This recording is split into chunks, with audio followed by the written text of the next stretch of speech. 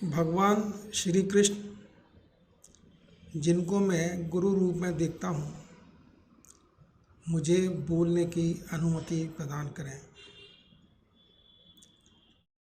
विघ्न विनाशक, बुद्धि प्रदाता भगवान गजानन मुझ पर अपना वरदहस्त रखें।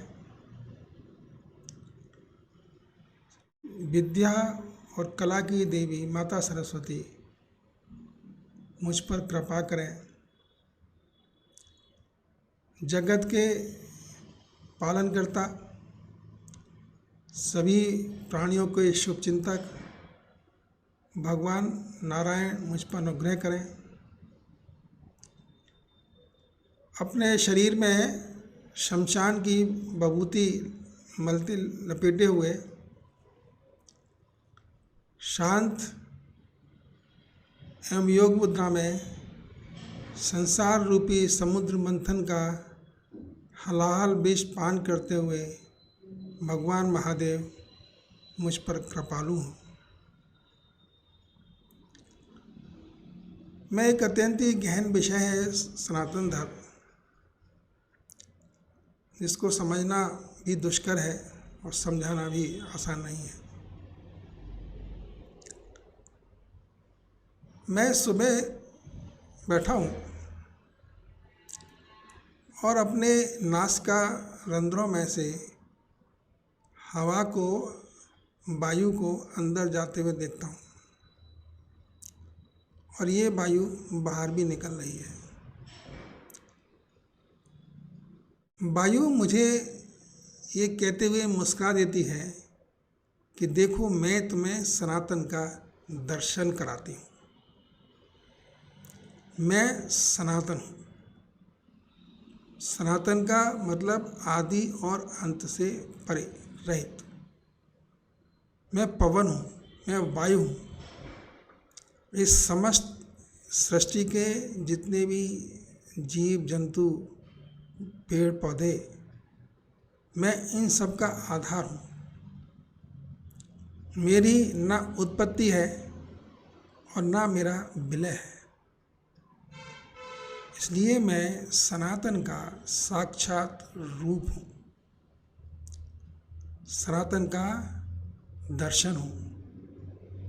मुझे देखो तो तुमको सनातन समझ में भी आ जाएगा और तुम उसके दर्शन से लाभान्वित भी हो जाओगे।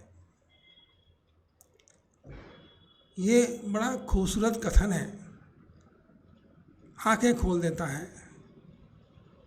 हम सनातन के बारे में बहुत बातें करते हैं और जो सनातन मेरे आसपास है, जो छितरा हुआ है, उस पर हमारा ध्यान ही नहीं जाता। ये वायु है, यकीनन मेरे लिए बड़ा एनलाइटनमेंट है कि जो सांस हमारे अंदर जा रही है और आ रही है, इस वायु का उद्भव कहाँ है, कब आई है, कब इस सृष्टि में जन्म लिया इन्होंने, और इनका विलय भी क्या होगा, कोई तो पता नहीं। ना इनका उद्भव पता है, ना इनका अंत पता है।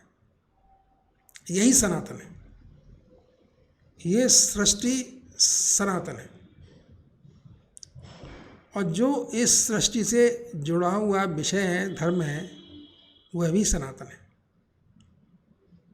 सृष्टि का भी कोई ओर और छोर नहीं है। कहने को कोई कुछ भी कहता रहे, लेकिन सृष्टि कैसे आई, कब बनी, कब पैदा हुई, कब इसका विलय होगा, ये कुछ पता नहीं है। मानव कल्पना से परे है। सब अपने अपने हिसाब से इसके बारे में बोलते रहते हैं, कहते रहते हैं। और ये अनेक जो जिज्ञासु हैं, जो प्रबुद्ध हैं, जिनकी बुद्धि उन चीज़ों को खोजने की चेष्टा करती है जो दृष्टि में नहीं आती, उन्होंने इस विषय में बहुत काम किया। स्पेशली भारत देश में तो बड़ी प्राचीन सभ्यता है भारत देश की। भारत देश में बहुत काल से आदमी, इंसान यहाँ पर रहते हैं। इंसानी जीवन है, प्रकृति के जीवन है, और अनेक लोगों ने इस विषय में बड़े शोध कार्य किए। और सनातन धर्म पर और जो उनके शोधकार हुए वो सभी सनातन धर्म में समा गए। सनातन धर्म एक ऐसी गंगा नदी है जो बहती रहती है। इसमें जगह जगह से नदी, नाले, जलप्रपात आते हैं, मिलते जाते हैं और फिर गंगा में ही गंगा का रूप ही धारण कर लेते हैं। कुछ इसी तरह से ये सनातन धर्म है। हर जिज्ञासु ने, हर दार्शनिक ने, ऋषि मुनि ने इस सनातन को समझने की चेष्टा की, पृथ्वी को समझने की चेष्टा की, जो सृष्टि नजर आ रही है उसको समझने की चेष्टा की, और उन्होंने अपनी जो प्रयास थे लिपिबद्ध किए, तो इसमें समाहित कर दिए, इस गंगा में, सनातन रूपी गंगा में। और जो जो माध्यम जिसको सुलभ हुआ उसने अपने सभी जो कर्म थे, जो जानकारियाँ थीं, उनको इस गंगा नदी में, सनातन रूपी गंगा नदी में प्रवाहित कर दिया। और गंगा, सनातन धर्म गंगा बहती रही, बह रही है, बहती रहेगी। इस प्रकृति में जो सनातन प्रकृति है उसकी एक खूबसूरती है, और वो खूबसूरती है इसकी सृजन क्षमता, क्रिएटिविटी। ये प्रकृति की खूबसूरती है। अगर क्रिएटिविटी ना होती तो हम जड़ ही रूप में रह जाते, लेकिन क्रिएटिविटी हमारे अंदर है। हम इस सृष्टि के अंश हैं, इसलिए हमारे अंदर भी क्रिएटिविटी है, हमारे मीन्स इंसान के अंदर। और ये सुविधा सनातन धर्म ही प्रदान करता है कि हर व्यक्ति अपने अपने हिसाब से, अपनी अपनी रचनात्मकता से इसको समझे, सृष्टि को समझे, प्रकृति को समझे, और जो कुछ समझ में आया है वो इसमें दे दे। तो इसलिए सनातन धर्म या सनातन दर्शन एक बहुत विशाल नदी है। न जाने कितने इसके अंदर उपनिषद हैं, ग्रंथ हैं, न जाने क्या क्या इसके अंदर है हमारे समझने के लिए। लेकिन एक छोटा सा पाठ मुझे सुबह इस पवन ने, वायु ने मुझे समझा दिया कि सनातन हमारे साथ रहता है, सनातन हमारे पास है, हम देखते नहीं। जिस दिन हम सनातन को देखना सीख जाएंगे उस दिन हमारे जीवन में गुणात्मक परिवर्तन आ जाएगा, एकदम परिवर्तन हो जाएगा हमारा समाज। हम सिर्फ देखना सीख जाएं। जो सनातन चारों तरफ दिखाई दे रहा है, सनातन है। सनातन मीन्स आदि और अनंत, अंत से परे, रहित, वो सनातन है। और हमारा धर्म सनातन धर्म कहलाता है। भारत में हम लोग सनातन धर्म कहते हैं। ये बड़ा फ्लेक्सिबल है, इसमें रिजिडनेस है ही नहीं, क्योंकि ये मुक्त धारा का प्रतिपादन करता है। ये समस्त लोगों को मुक्ति प्रदाता है। तो जो खुद में मुक्ति प्रदाता है वो बंधनों में नहीं बांधता। यही इस सनातन धर्म की खूबी है। सनातन धर्म वसुधैव कुटुम्बकम की बात करता है। ये पूरी सृष्टि के लिए है। ये सिर्फ एक मानव जाति को ही संबोधित नहीं कर रहा। ये पूरी सृष्टि के हर प्राणी को, हर चेतन को, हर जड़ को ये संबोधित करता है। ये सबका शुभ चिंतक है, क्योंकि सृष्टि से जुड़ा हुआ है और सभी चीज़ सृष्टि के ही पार्ट हैं। इसलिए सनातन धर्म सभी को प्यार भी करता है। ये सबका हित चिंतक है, सबके बारे में सोचता है, ऐसे नियम बनाता है जो पूरे समाज के लिए, सकल विश्व के लिए कल्याणकारक है। ये इस सनातन धर्म की विशेषता है। सनातन धर्म को लोग गाली देते हैं, नासमझी है, क्योंकि वो सब सनातन के ही पार्ट हैं।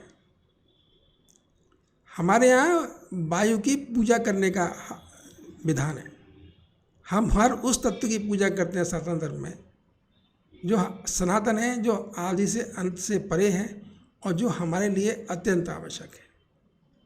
हम पृथ्वी की पूजा करते हैं, पृथ्वी को माँ क्यों ना माने।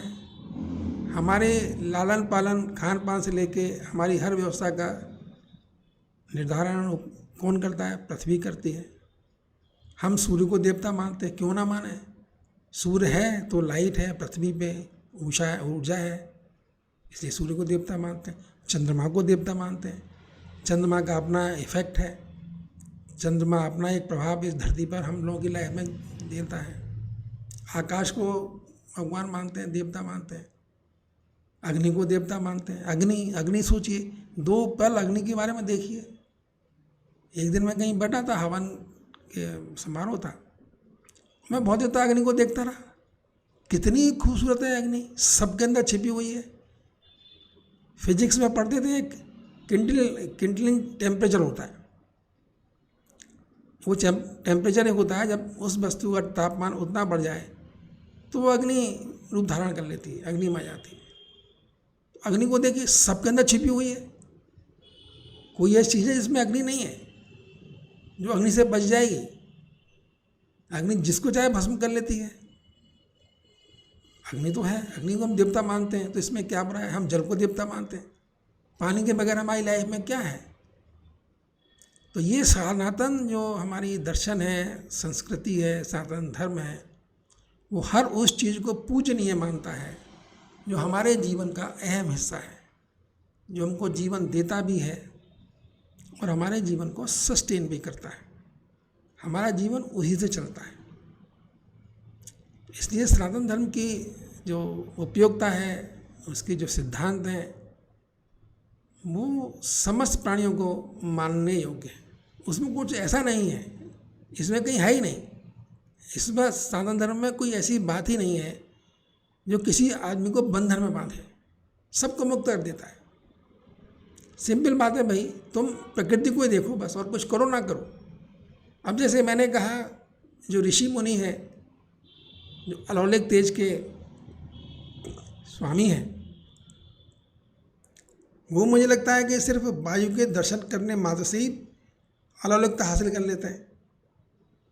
हम लोग कोई तो वायु को देखते नहीं ना, लेकिन देखिए जरा, अगर आप कभी खाली बैठे हो तो इस हवा का आनंद लीजिए, वायु का आनंद लीजिए, जो समस्त सृष्टि में विचरण कर रही है, हर जगह है। सब प्राणी से ऊर्जा पाते हैं, जीवन पाते हैं। तो ये सनातन धर्म की आधारभूत मान्यताएं हैं। अब पत्थर को भगवान क्यों ना माने, भगवान है कहाँ, हमारे मन में ही तो सब कुछ है भाई। ये बच्चे, ये बीवी, ये सब महिलाएं होगा नहीं क्या, जाने कितनी महिलाएं। किसी को अपना मानते हैं, किसी को अपनी बहन मानते हैं, किसी एक को ही तो बहन, सबको ही। सृष्टि में तो बहुत महिलाएं हैं ना, लेकिन हम सबको तो कोई नहीं मानते, कुन्हीं को अपना मानते हैं। बहुत लड़के हैं, कुछ ही लड़के, 1-2 लड़के ही हमारे अपने होते हैं, जिनको हम कहते हैं हमारे अपने हैं। तो कुछ लोगों को अपना मान लेते हैं बस, और मानने का हक तो सभी को है। नहीं मानेंगे तो ज़िंदगी चलेगी ही नहीं। हम इतने बड़े नहीं हैं, इतने विशाल नहीं हैं कि समस्त सृष्टि को अपना मान लें। समस्त सृष्टि को अपना मानने वाले तो भगवान ही हैं, कृष्ण ही हैं या नारायण ही हैं। हम तो छोटे से आम आदमी हैं, छोटे से प्राणी हैं। इसलिए अपने अपनापन को हम कुछ ही लोगों पे बंद कर देते हैं, भाई यही हमारे अपने हैं, क्योंकि हमारे अंदर वो क्षमता नहीं है। हमारे अंदर वो क्षमता जो पालनकर्ता के अंदर होती है वो नहीं है। हम अपने आप को ही पाल लें, अपने 1-2 बच्चे उनको ही पाल लें, यही हमारे लिए बहुत कुछ हो जाता है। तो ये सृष्टि है, ये सनातन है। सनातन धर्म का एक एक सिद्धांत आदर करने योग्य है। और जब ये कुछ मान्यताएं, जैसे हमने कहा कि आकाश, जल, भूमि, हवा, जब ये सनातन धर्म के अंग हमारे सामने दर्शनीय हैं, तो जिनको हम देख नहीं पाते उनको क्यों ना माने। उनको अपनी मानसिक अवस्था में देखें ना, अपनी उसमें देखें ना, अपनी जो दृष्टि है देखने की, उसको थोड़ा ऊपर उठाएं। हम समझ पाएंगे भगवान शिव क्या है। समुद्र मंथन की कथा आती है भागवत में, क्या मतलब है। हर समय मंथन ही तो हो रहा है इस संसार में, और हर मंथन में कुछ विष निकलता ही है। अमृत भी निकलता है तो विष निकलता ही है, अच्छा भी होता है तो बुरा भी होता है। समुद्र मंथन की कथा जो हमारे इसमें है सनातन धर्म में, हम वही तो बता रही है। और क्या बता रही है, कौन सा अनोखा बता रही है। और जब हम एफर्ट करते हैं, जब कुछ मंथन करते हैं, जब हम क्रियाशील होते हैं, तो हमें बहुत कुछ मिलता है। उनमें कुछ अच्छा होता है, कुछ बुरा होता है। अच्छा होता है वो तो हम ले ही लेते हैं। अब बेचारे बुरा है जो विष रूप में है, हम वो हमारे भगवान शंकर शिव उसको पान कर लेते हैं। तो ये सनातन धर्म की महानता है। सनातन धर्म के जो ज्ञान हैं, जो सिद्धांत हैं, जो उसमें बताया गया है, ये उसकी विशालता का है। इसमें कहीं कुछ अनोखा नहीं है। मान के देखो, हम जब मैथमेटिक्स पढ़ते हैं ना तो मानते हैं, लेट अस सपोज, कोई प्रॉब्लम आती है तो सपोज कर लेते हैं, फिर बाद में धीरे धीरे लॉजिकली करते जाते हैं, फिर अंत में प्रूव करते हैं कि जो हमने सपोज किया था उसका ये वैल्यू है। तो ऐसे मानते हैं। सनातन धर्म के जो अनुयायी हैं वो मानते हैं, मान के चलते हैं कि भगवान नारायण हैं, भगवान शिव हैं, माता जगदम्बे हैं। और फिर वो जब मान लेते हैं तो फिर धीरे धीरे करके जो पजल है ना जीवन की, जो गणित है जीवन का, करते करते समझ जाते हैं यार हम सही थे, इनको मानने के बाद कुछ मिला हमको। इसलिए मैंने कहा कि भगवान कृष्ण को मैं गुरु रूप में देखता हूँ। भगवान नारायण हैं, क्यों नहीं है भाई, हैं। अरे तुम्हारी दृष्टि नहीं पहुँच पाती तो इसका मतलब वो थोड़ा ना उनकी एग्जिस्टेंस नहीं है। बहुत से लोग तो प्रधानमंत्री तक नहीं पहुँचते, डीएम तक ही नहीं पहुँचते। भगवान नारायण की तो बात छोड़ दीजिए, इसका मतलब थोड़ा ना कि डीएम ही नहीं है शहर के अंदर। तो भाई जी मेरा ये अनुभव बड़ा खूबसूरत है। मैं कोशिश करूँगा आगे सनातन धर्म पे कुछ और बातें करता रहूँ, कुछ सोचता रहूँ। प्रभु कृपा बनी रहे। इस उम्मीद के साथ मैं अब अपनी इस वक्तव्य को विराम देना चाहता हूँ। आपसे अनुरोध है कि इस खूबसूरत ज्ञान को, सनातन धर्म को, इसकी मान्यताओं को जो मैं आज के परिवेश में समझ पा रहा हूँ, आप तक पहुँचा रहा हूँ, उनको कृपया और लोगों तक बांटिए, पहुँचाइए। कोई खराबी थोड़े ना है इसमें, कोई नुकसान थोड़े ना है किसी का। धन्यवाद। जय श्री कृष्ण। फिर मिलेंगे।